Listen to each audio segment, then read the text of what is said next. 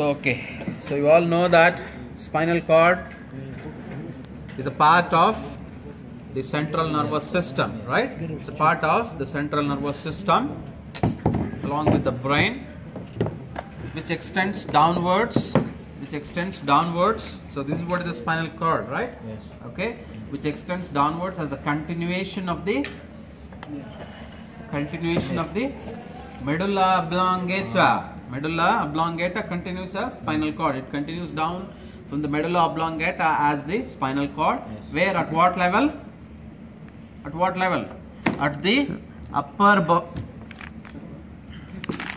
border of the first cervical vertebra. What is this? This is the first cervical vertebra, right? Yes. So from the upper border of the first cervical vertebra it starts. Above this is the medulla oblongata. Below this is the spinal cord. Yes. Clear? Yes. So spinal cord is a continuation of or part of the central nervous system, which begins as a continuation of the medulla oblongata at the level of the upper border of the first cervical vertebra. Yes. Okay, and then extends downwards within the vertebral canal, till to lower border of the L1, first lumbar vertebra in adults. Yes. In adults, that is the spinal cord. Yes. Whereas at birth,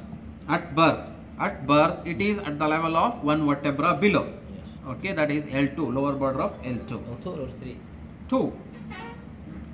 So actually it's not like strictly. So one vertebra above or down. Okay, it's not exactly like when I say it as L1, it's not like it's L1 only. Maybe one vertebra above, one vertebra below. And even this position changes according to the posture. When you bend it forward, so what happens? The spinal cord ascends upwards. Yes. When you stand straight or back, it extends downward. Yes. So that is the reason why when you are doing the lumbar puncture, what should be the posture of the patient?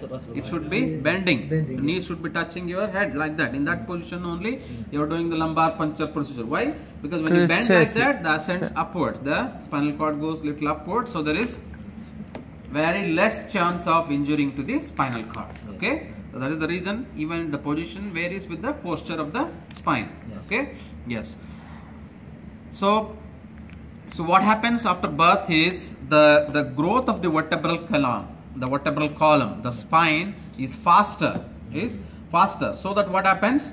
The spinal cord, it looks like it ascends upward. It's not like that. Actually, the vertebrae, they grow downwards. Yes. So the spinal cord remains at the same level. So it goes one vertebra, two vertebra above the level in case of the adults. Did you get that point? Yes. Okay.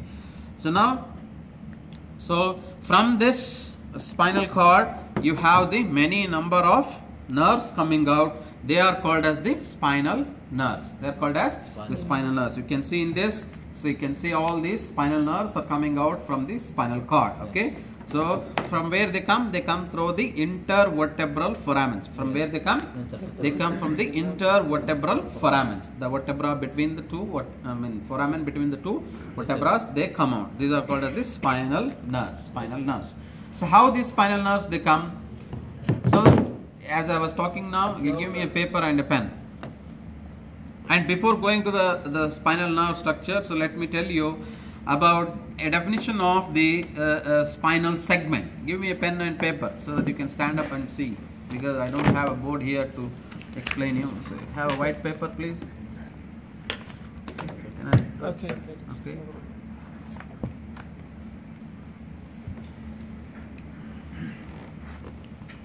So you have the vertebrae here. Okay. It's like that. Okay. The spinal cord is here.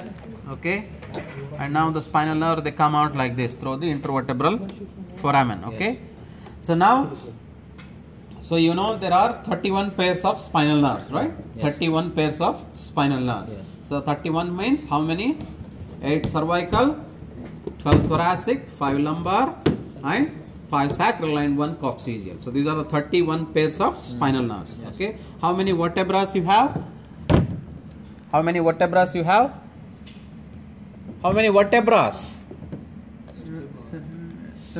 7 cervical, and remaining are same as the number of the spinal nerves. So here in the cervical region you have 8 cervical spinal nerves but 7 cervical vertebrae. Am I clear? Yes. 8 cervical spinal nerves, 7 cervical vertebrae, whereas rest 12 thoracic vertebra, 12 thoracic spinal nerves, 5 lumbar vertebra, 5 lumbar spinal, 5 sacral, 5 spinal nerves, and 1 coccygeal spinal nerve. Okay. So now the problem is here. So the spinal cord ends at L1, right? So how about the spinal nerves which are coming out? This is the sacrum, if you consider. Yes. The spinal nerves, they go out, should go to that is the sacral foramen, intervertebral foramens. Yes. Okay. So the spinal cord ends here at the L1. Okay. L1. So only the nerves has to go downwards. Yes. So what is the relation between this spinal segment and this vertebral level? Yes. So for example, at the level of L1 lumbar vertebra. Yes. L1, just take the PBL example. Yes. The PBL example. Yes. So you had where you had the injury? Sixth thoracic vertebra. So if the spinal cord is injured at the 6th vertebral level, Yes. so what functional deformities you will be expecting? So for example, if the cord is cut at the T6, why the lower limbs are paralyzed? Because it's That means what? continuation. The nerves which are supplying the lower limb are coming from the spinal cord are at the level of T6. Am I right? Yes. Yes. That's what it says. Okay. When the spinal cord is injured at the thoracic level, 6th thoracic vertebra level, only the thoracic nerve should have been involved. But the lower limbs are involved. Why? Because the lumbar nerves are coming from the spinal cord at the level of 6, like that. Yes. So that shows like that. Okay. So that means clinically it is very important to know the level of the spinal segment with the vertebral level. Am I clear? Yes. So very important clinically, so that you can assess what deformity you can expect if there is injury at the T6, if there is injury at the T9, if there is injury at the cervical level. So what deformity you can expect like that. Okay. So relation of spinal segment. So what is the spinal segment? So if you consider this as spinal cord, okay. So this is 4, 5, 6. That is the thoracic spinal segment, I say. Okay. Yes. So that means what? So the area, this is the length of the spinal cord. Yes. Where you have the attachment of the rootlet of the fourth nerve. So that area is called as segment. one segment. That is one spinal segment. One spinal segment. So this is 4th thoracic spinal segment. Yes. Okay. That means the area where the 4th spinal nerve is attached to the spinal cord. Clear? Yes. So what is that relation of this spinal segment with the vertebral level? With the vertebral level. Yeah. So in the cervical, +1. 1. In the upper vertebra, thoracic, it is 2. In the lower thoracic, 3. It is 3. So what? Whereas at the lumbar vertebra level, it contains the rest of the lumbar. For example, at the level of, I said 3, lower thoracic, Yes. 3. Yes, So 3. T12, what do you expect? 12. T12, 3. L1, L2, L3. yeah. Okay, L3 spinal segments you expect. Okay, L3 spinal segment. Yes. Okay, how about L4, L5, S1, S2, S5 up to S5 and even the first coccygeal? All these spinal segments are at the level of L1. Yes. Because the L1 vertebra is thicker, bigger. Yes. Okay, the length of the spinal cord is more. So where you have the lumbar enlargement, we say the lumbar enlargement of the spinal cord, that is called as conus Yes. conus medullaris.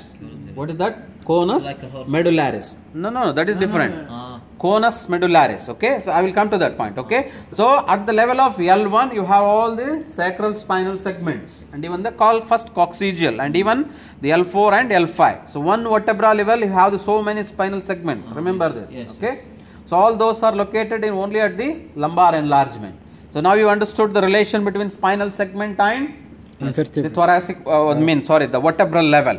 So in the cervical, +1, upper thoracic, +2, lower thoracic, +3. Lumbar, all the sacral and the rest of the lumbar. Clear? Yes. So this is the very important relation of the spinal segment with the vertebral level. Why it is important? When injury, we know that. Yeah. What nurse we The can affected, expect lesion. like that, you can examine the patient accordingly. Okay. So that is the relation of spinal segment with the vertebral level. Clear? Yes. Yes. Now coming back again to your the exit of the spinal nerves. The exit of the spinal nerves. The spinal cord ends at the L1. Okay, spinal cord ends at the L1. Yes. Okay, so now you have all of the spinal cord for all the 31 pairs of spinal nerves. It is between first cervical and first lumbar. Yes. First lumbar. So whereas the nerves they exit below them, Yes. intervertebral foramens. You can see here. Even the sacral also the nerves are coming out. Yes. But the spinal cord ends at the L1. Yes. Okay. So now, as you have 7 cervical vertebra and 8 cervical spinal nerves in the cervical region, the cervical spinal nerve they exit above their corresponding vertebra. Yes. Above their corresponding vertebra. For example, I say the third spinal nerve, third cervical spinal nerve, where it exits? It's above It exits between 2 and 3. Yes. It exits between second cervical and 3. third cervical. Yes. So if you consider this as second cervical and this as third cervical, Yes. okay, where does the third exit? It exits between 2 and 3. Yes.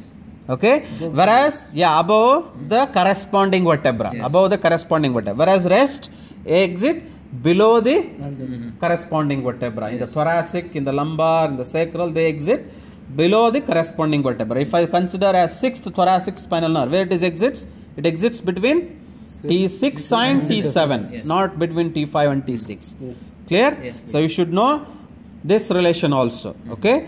So in the cervical region, as there is one extra spinal nerve compared to the number of cervical vertebrae, Yes. the cervical spinal nerves they exit above their corresponding vertebra. Clear? Yes. Whereas in the thoracic, lumbar and sacral, the Below. spinal nerves they exit below the corresponding vertebra. So these 2 points I explained. The relation of the spinal segment with the vertebral level and exit of the spinal nerves corresponding with the vertebrae. Yes. Okay. In the spinal segments, it is +1 in cervical, upper thoracic it is +2, lower thoracic it is +3. At the lumbar vertebra, the rest. Yes. Clear? Okay. And then the exit of the spinal nerve, it is above the corresponding vertebra in the cervical and below the corresponding vertebra in the thoracic, lumbar and sacral. Clear? Yes. Yes. So now we come back to again the what is that? The structure of this spinal cord. Okay. So the spinal cord, was some of your friends were telling. So it is having 3 regions. So like cervical, lumbar, thoracic and lumbar regions. These regions are not according to the region where it is situated. It is according to Nerve. the spinal nerves which are coming out. Yes. Am I clear? Yes. Or the spinal segments. Okay. Not like the spinal cord is present in the cervical region, it is called as cervical part of the spinal cord. Okay. So it is according to the spinal nerves which is it. So if you look at the spinal cord, it is like this.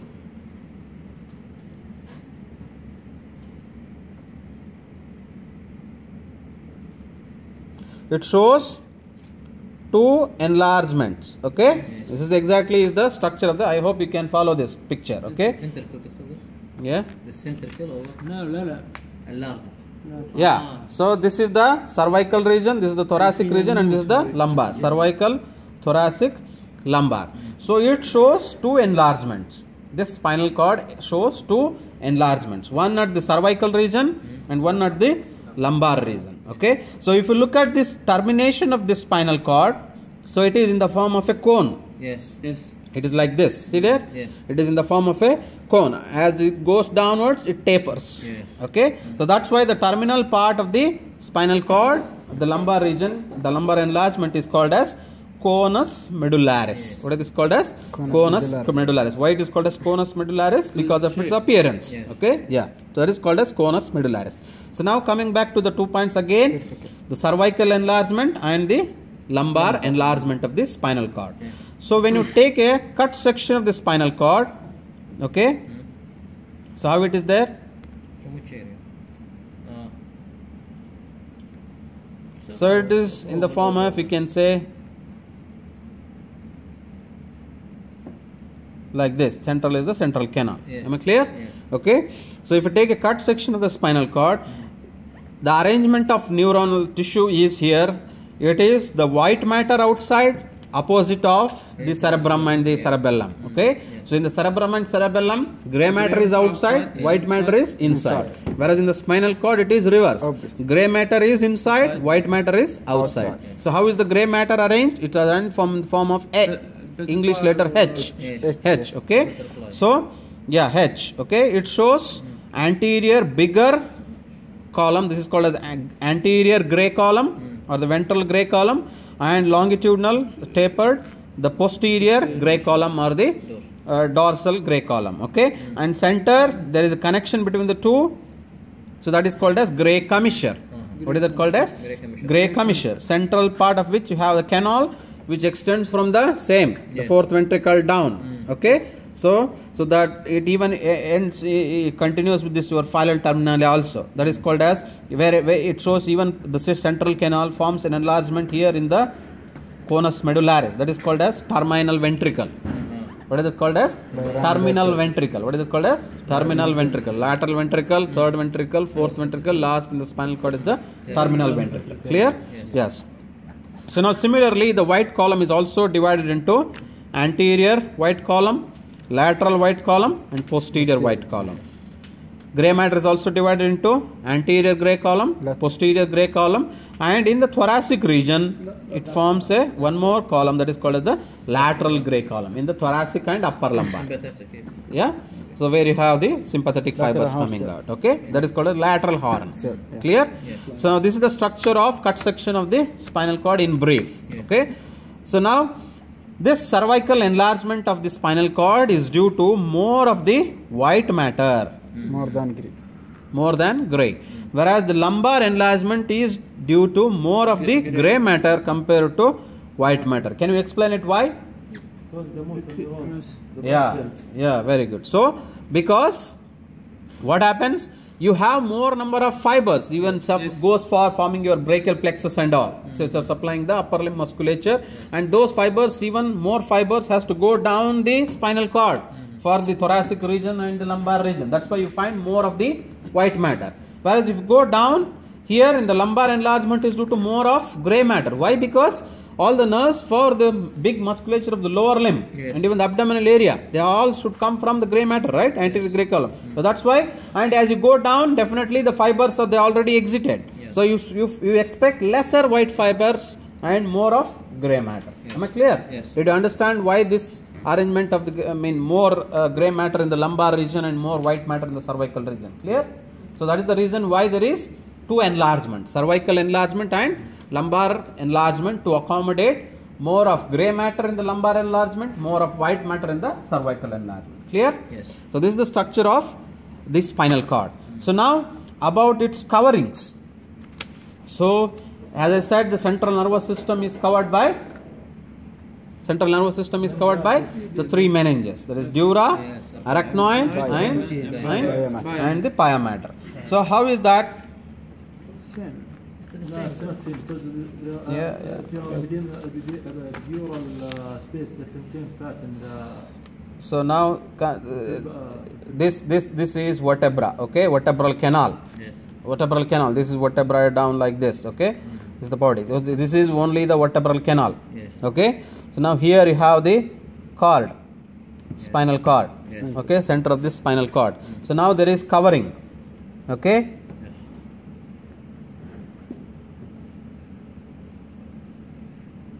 So like this. So this is the dura mater. Clear? Yes. So now here you have the arachnoid mater. One difference is here. Difference between the meninges here in the covering the brain and then the spinal cord is, so you find little bit of subdural space here in the brain coverings. Okay, but here the arachnoid mater is very in close proximity with the dura mater of the spinal cord. So actually you don't find any much subdural space, but it's a little bit space is there in the, that's the one important difference between the coverings of the spinal cord and then the cerebral hemispheres. Okay, so whereas the subarachnoid space is there because pia mater closely lines the spinal cord.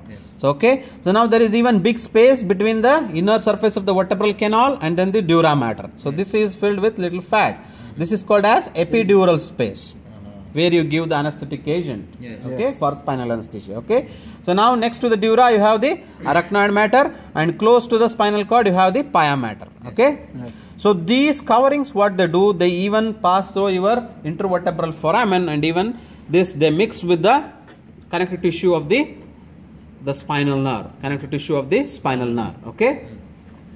So now one extension of this pia mater. See this? This is the pia. Yes. So part of this pia mater, it will go towards the intervertebral foramen and gets attached to the inner side of your arachnoid mater. So this extension is very important of the pia mater, which goes to the inner side of the arachnoid mater, Yes. from the cord to the arachnoid mater, because arachnoid mater is slightly farther from the cord. As I said, it is more close to the dura mater. Okay. So now this extension of the pia mater, this is called as denticulate ligament. What is it called as? Okay. Denticulate ligament. What is denticulate ligament? Very important to keep the cord in position. Okay, to keep the cord in position. That is like, the sawtooth appearance. The shark fish. Shark. How are the teeth? So that's why it is called as denticulatum. Means the teeth-like appearance. So from above downwards, it is like extension of the sharp tooths of a shark going from the cord, that is the pia mater, to the arachnoid mater. Okay, so which keeps the cord in position. So what is ligamentum denticulatum? It's a ligament between. It is the extension of the pia mater from the cord surface towards the other two membranes, that is the arachnoid mater. Yes. Clear? So which keeps the cord in position. Did you understand how there is disposition? Yes. So this is the dura, this is the arachnoid. Yes. So there is almost negligible amount of subdural space, a bigger subarachnoid space. Okay. So this pia goes to the arachnoid mater towards the intervertebral foramen. Okay. So giving it tooth-like appearance when you look from above downward. These extensions are called as ligamentum denticulatum. So ligamentum denticulatum is found by which meninge? It's by. It's the pia mater. It's the pia, not dura. Okay. So these membranes, they extend even over to the spinal nerves also, mainly the dura. Yes. Okay, spinal nerve. So they mix with the connective tissue of the spinal nerve, outer covering of the spinal nerve. What is the connective tissue structure of the spinal nerve? Histology. Endoneurium, perineurium, epineurium. Okay, so that is the covering of the connective tissue of the spinal. Each axon is covered by endo, then you have the fascicula is covered by peri, and then the epi covers the whole spinal nerve. Yes. Clear? Yes. So that is about the coverings. So now the spaces, the space between the inner surface of the body of the vertebral canal, the bone and the dura is called as epidural space. Where then between the dura and arachnoid is the subdural, which is very negligible space. Okay. So now between the pia and the arachnoid is the subarachnoid space, which contains CSF. So it covers all the spinal cord. And now, as I said, the spinal cord ends at L1. Yes. Does these membranes end at the L1 or continue down? They continue down. Yes. So the only where is that previous diagram? Yeah. See here, this pia mater, as I said, it closely covers the cord. Yes. So after covering the conus medullaris, the phylum terminale we call it as. This is nothing but the pia mater extension. A cord of the pia extends down, goes up to the coccyx. So that extension of the pia mater is called as phylum terminale. What is it called as? Phylum terminale. What is phylum terminale? It is the extension of the pia mater beyond the cord, beyond the conus medullaris. That is called as phylum terminale. Phylum terminale. Similarly, the dura also continues down.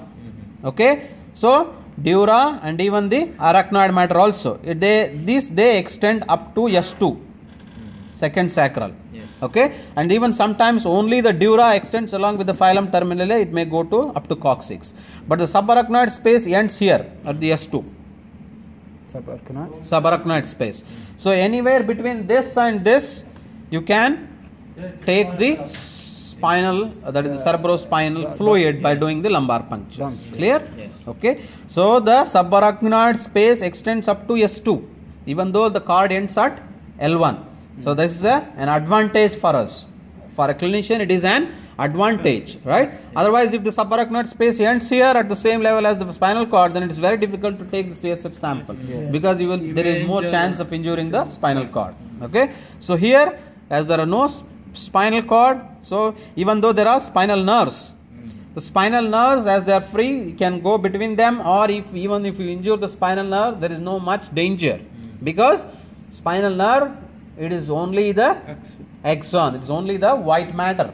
They will heal, but then reconnecting again. But if you injure the gray matter, no nerve cells regenerate, right? So then the permanent damage to the tissue. Okay, so to avoid that, we are doing the lumbar puncture below the level of the spinal cord. Okay, yes, is it clear about the coverings, about the denticulate ligament, what is spinal terminale, and where does it end? Okay, and even coverings of the dura and subarachnoid space also. So now we learned one word like conus medullaris and phylum terminalis. So there is one more word called as the cauda equina. What is that cauda equina? Horse. Yeah, horse tail like appearance. As you know here, so the spinal cord ends at the L1 level, whereas the lower spinal nerves like the spinal nerve for L2, L3, L4, L5, S1, S2, S5, up to those spinal nerves, they go beyond the spinal cord and exit at the corresponding vertebral level, below the vertebral level. So all those spinal nerves coming from conus medullaris, it looks like the tail of an horse. It is called as cauda equina. Am I clear? Yes. This is called as the cauda equina. So this is about the structure of the spinal nerve. What is the spinal cord? And even some terms like spinal segment, relation of the spinal segment with the vertebral level, and relation of the spinal nerve with the vertebral level, corresponding vertebral level, and then the cord structure and coverings of the cord. Okay, so now we go back to the attachment of the structure of the spinal nerve. Okay, or first finish the spinal nerve and then go to blood supply. So the same points what I explained, I want to show it to you here. So this is the spinal cord. Okay, where is that forceps? So this is the spinal cord. Okay, the whole length of the spinal cord. Okay, if you can see at the lower end, see here. This is what is the conus medullaris. Yes. So it is in the form of a cone, tapering end. Yes. Okay. So this is what is the conus medullaris. Even it is enlarged. Yes. Okay. This is the lumbar enlargement, and this is the cervical enlargement. Yes. Okay. So this whole is the cord. So look at this. So these are all the spinal nerves which should go below to the lower lumbar and then the sacral levels. So these all spinal nerves coming from this conus medullaris. It looks like a tail of a horse. This is what is conus medullaris.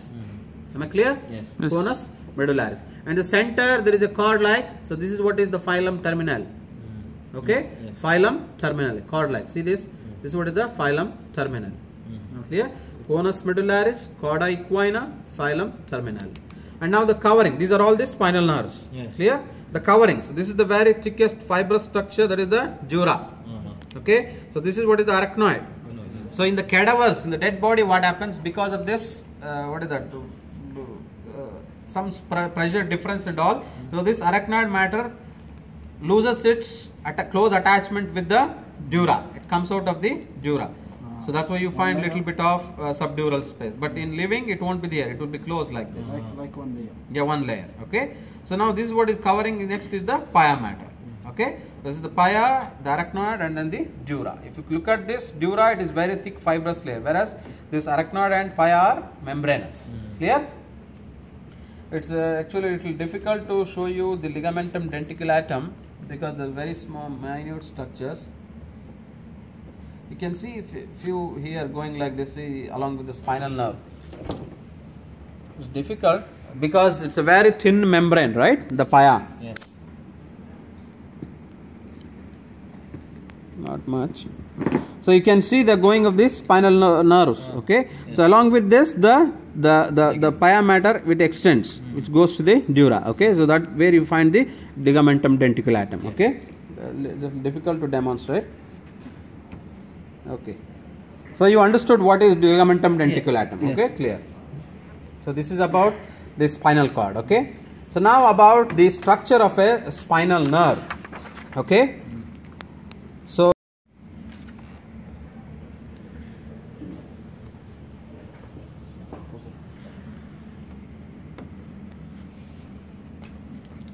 okay. Yes. So now from the dorsal column, the sensory fibers they come. Yes. This is the, It's in the fiber. what is this? It's in the Root fiber. it? This is the ganglia, Yes. dorsal root ganglia. Okay. Sensory.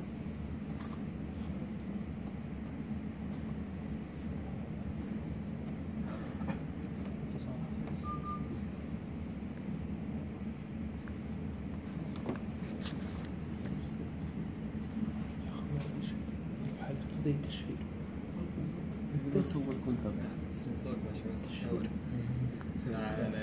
Okay. So this is the structure of a spinal nerve. Yes. Clear? Yes. So this is the anterior gray column, this is the posterior gray column. Okay, this is what we call it as anterior root or the ventral root. Be careful with the words. Okay, I am calling here as root. Yes. Don't confuse between root and rami. Ramis are after the formation of the spinal nerve. Okay, they are branches from the spinal nerve. Whereas roots means they are the attachment. The formation of the spinal nerve is by two roots. The spinal nerve divides into two ramis. Yes. Clear? Yes. This is the ventral root and this is the dorsal root. So in the dorsal root, mainly it is sensory. The cell body is situated in the ganglia. There is the dorsal root ganglia, and one fiber will go to dorsal root. What is that? Dorsal gray column, and one fiber will go form the sensory fiber. Yes. Am I clear? Yes. Okay. Yes. So this is the first order neuron for sensory. After. Okay. Yes. So the second order begins here, or sometimes it may even extend upwards also. Okay. So whereas the first order neuron for the motor, it is there in the anterior gray column. Central. Okay, like this, it is go down. So that means the lower order. Yes. So ascending begins first order here. Yes. For descending above. Yes. Okay, Yes, this is yes. the lower order neuron. This is the upper. What you can say the lower levels of the neurons. Okay. So this ventral root and dorsal root, they join at the intervertebral foramen. Yes. Intervertebral foramen forming a spinal nerve, and exit out of this intervertebral foramen forming a spinal nerve, dividing immediately after its exit, it divides into ventral rami. This is. Yes. Okay. This is different. Right? Yeah, this is dorsal rami. Okay, this is root, this is rami. So now this spinal nerve, this is the main, we can say, the nerves which supply all the ventral aspects of the body, whereas this goes to only the dorsal part. Okay, so these plexus, all what you find, the brachial plexus, cervical plexus, lumbosacral plexus, they are all formed by ventral ramis only. No dorsal ramis are involved in plexus. Clear? Yes. Only the ventral ramis are involved in plexus. So now this consists of all the mixed nerves. Okay, both the sensory fibers as well as the the motor fibers. So now how the autonomic fibers mix with that is the somatic nerves. These are all somatic nerves, right? Yes. Okay, so here you have the Yes. sympathetic chain Yes. on either side of the cord. Clear? Yes. So now you all know the structure of autonomic nervous system is there is a ganglia, Yes. one preganglionic fiber, okay, and one postganglionic fiber. Yes. So preganglionic fiber, postganglionic fiber, and ganglia. This is the basic structure of the autonomic. Yes. Maybe system sympathetic or parasympathetic. So both are have common structure. That is a ganglia, fiber coming from the central nervous system, ending in ganglia, and postganglionic fiber going from the ganglia to the target organ. Yes. Clear? So now sympathetic we call it as what? Thoracolumbar outflow. The other name for sympathetic is thoracolumbar outflow. What is the other name for parasympathetic? Yeah, craniosacral outflow. The parasympathetic is called as craniosacral outflow. Sympathetic is called as thoracolumbar outflow. Why it is called as like that? Because the preganglionic fiber, this preganglionic fiber. So preganglionic fiber for the sympathetic, they come from lateral gray horn of thoracic and the upper lumbar, that is L1, that is the upper lumbar spinal segments. Yes. Am I clear? Yes. So where does this preganglionic for the sympathetic they come from? Lateral horn of thoracic and upper lumbar spinal segments. So that's why sympathetic is called as thoracolumbar outflow. Okay, Yes. whereas parasympathetic ganglia, the preganglionic come from the cranial nerves Sacral. and the sacral spinal segment. That's why it is called as craniosacral outflow. Okay, so now this is about the preganglionic fiber. Yes. Okay, how about the ganglia? Where are the ganglia situated for the sympathetic? They are in the form of a chain which extends parallelly with the spinal cord. Paraventral. That is paravertebral. Paravertebral chain. That is the sympathetic chains. That is away from the target organ. Target organ is here. Glands, anywhere. Okay, the vessels. But the ganglia are situated close to the preganglionic fiber. Yes. Am I clear? Yes. Because the preganglionic fiber, they come from spinal cord. The ganglia is situated close to the spinal cord. So preganglionic fiber will be small. Whereas postganglionic will be long because it has to reach the target organ. How they reach the target organ? By going through this spinal nerves. Too much. Or spinal nerves or through the blood vessels. Clear? So that is the sympathetic. Whereas parasympathetic, where are the ganglia situated? Nearer to the target organ. Like you have the otic ganglion, submandibular ganglion, ciliary ganglion.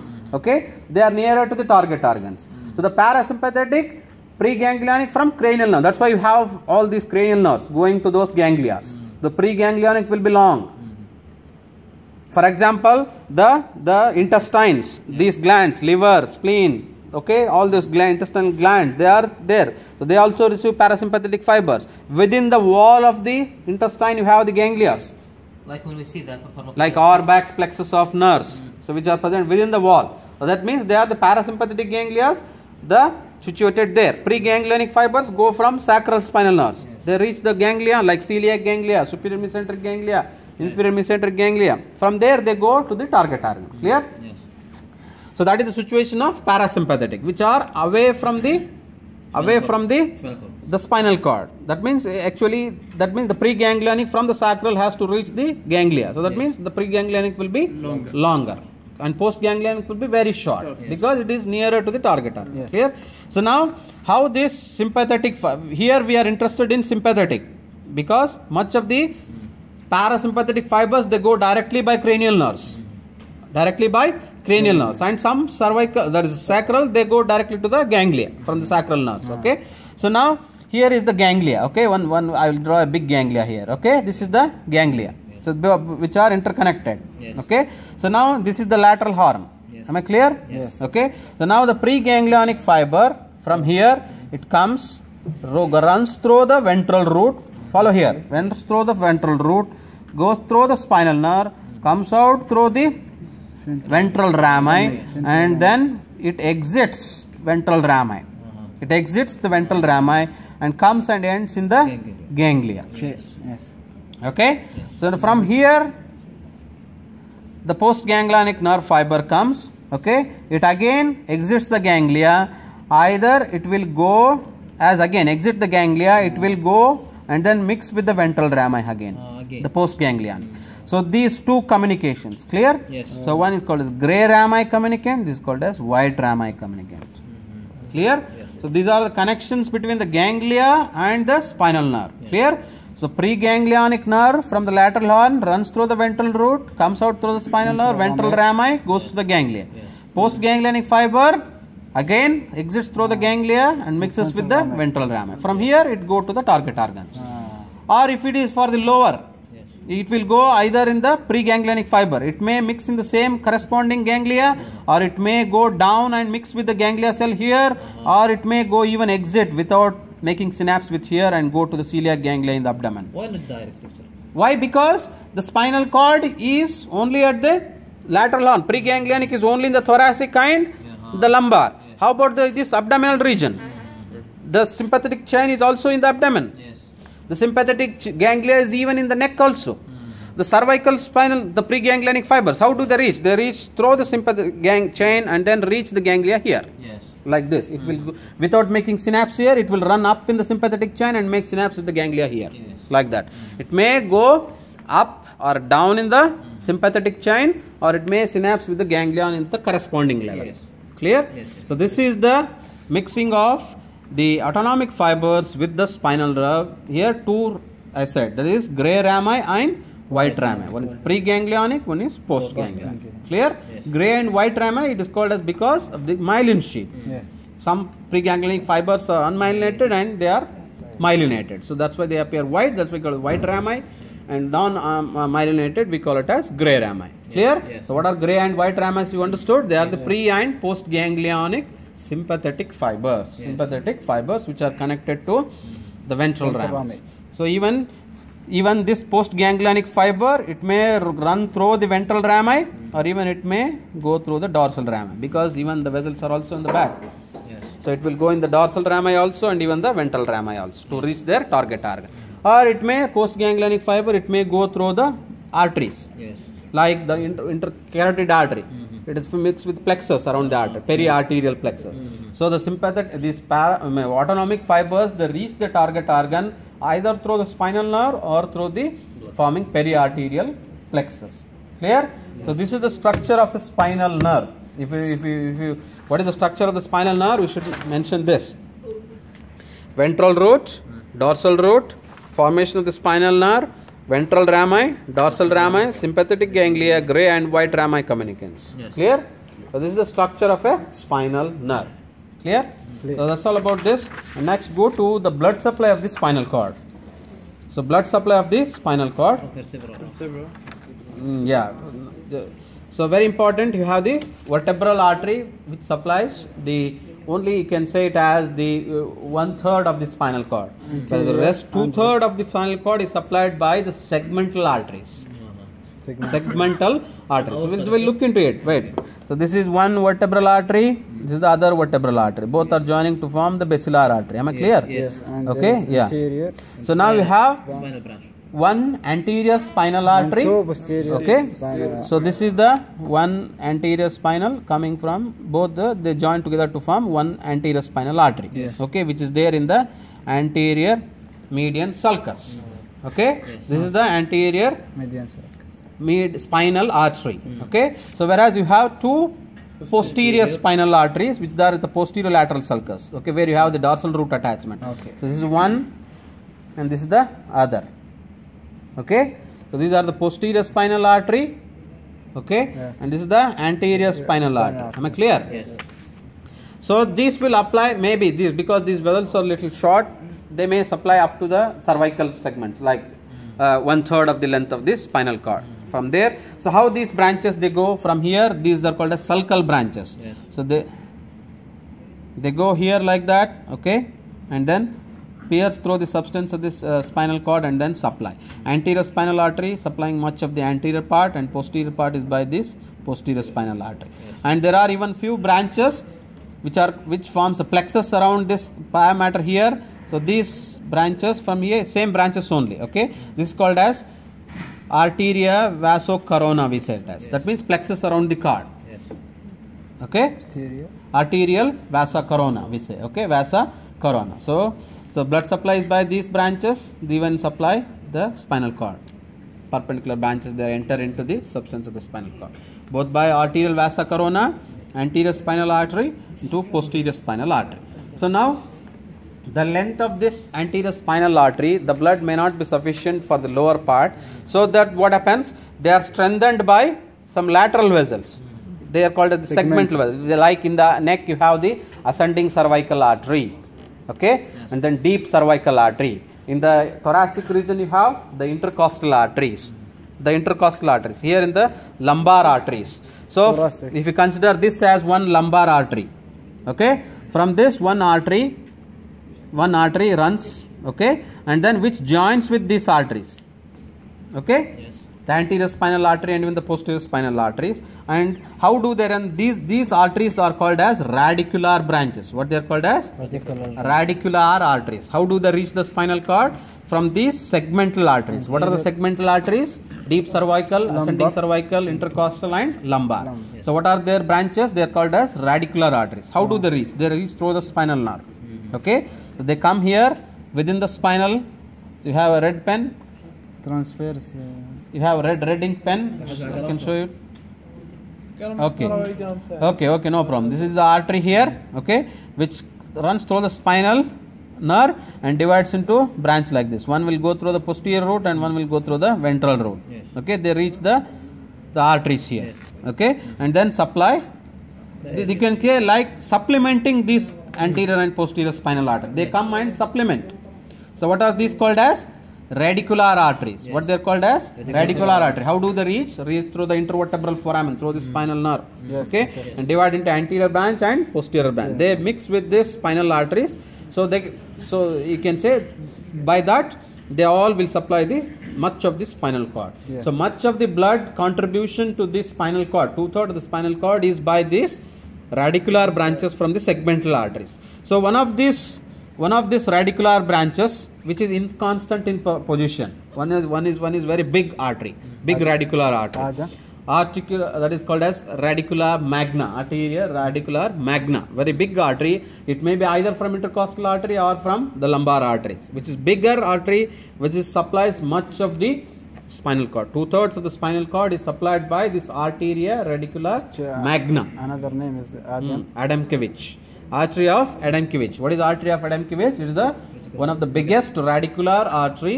Either constant position is not constant, not always like from the lumbar segmental or from the intercostal. It may be either from the lumbar intercostal or from the intercostal segmental arteries. Okay, that supplies much of the spinal cord.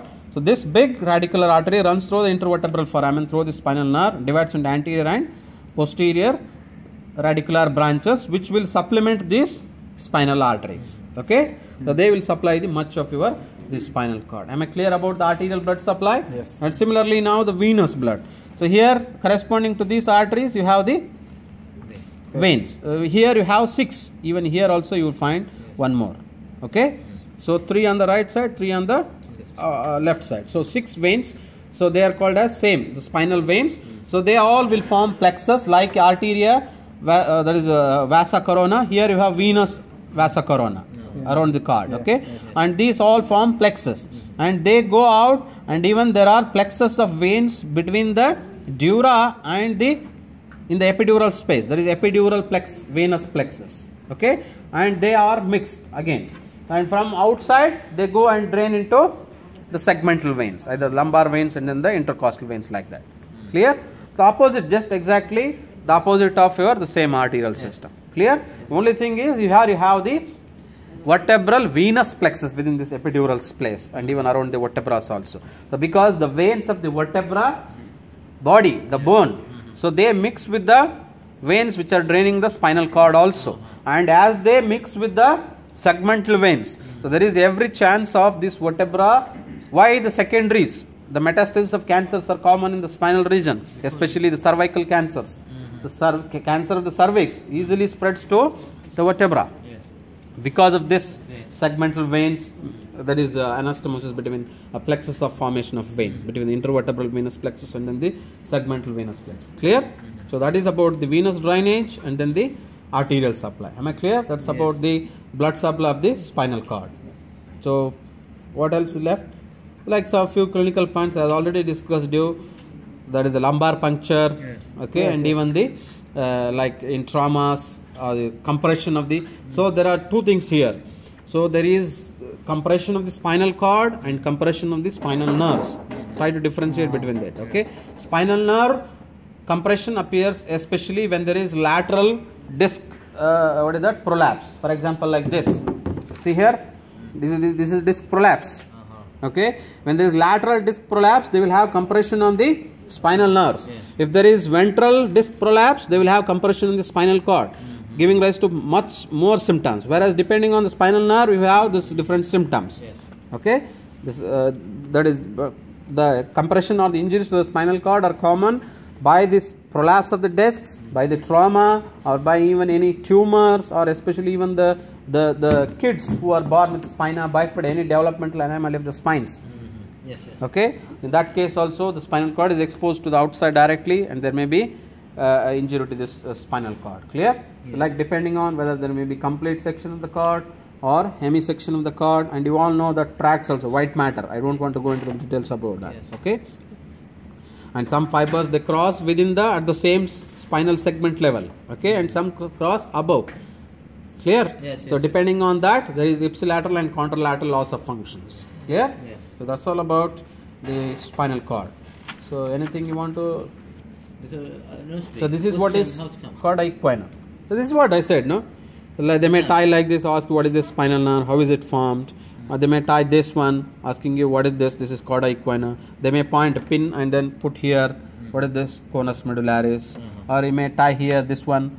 That is called as phylum terminale. Like that. Or they may just keep this specimen, identify the specimen. Identify the specimen. Where does it begin? Where does it end? Like that. And they may even pin here. What is this? This is the dura mater. Like that. Yes. Conus medullaris, quadra equina, phylum terminale. Okay. The dura mater, and these are all the spinal nerves. Clear?